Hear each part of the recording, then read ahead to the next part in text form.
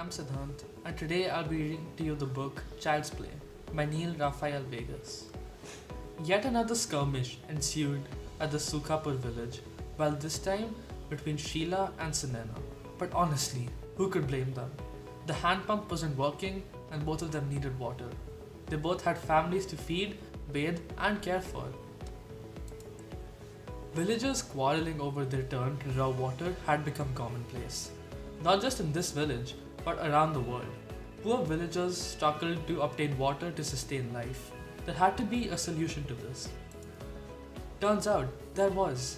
This daily tussle moved Rohini, one of the only 5 girls allowed to study in the hitherto boys' school at Sukhapur. Her mind conjured up a smorgasbord of solutions. They were advanced, yet required only rudimentary elements to construct and work. Yet nobody at Sukhapur could accept the fact that a little child, let alone a girl, could come up with ideas that could solve every one of their primary problems.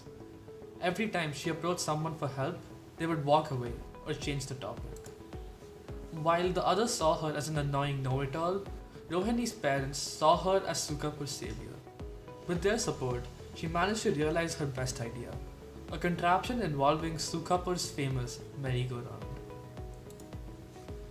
The objective was to pump out groundwater to a tank which would cater to the entire village, the merry-go-round being the center of the smart adaptation.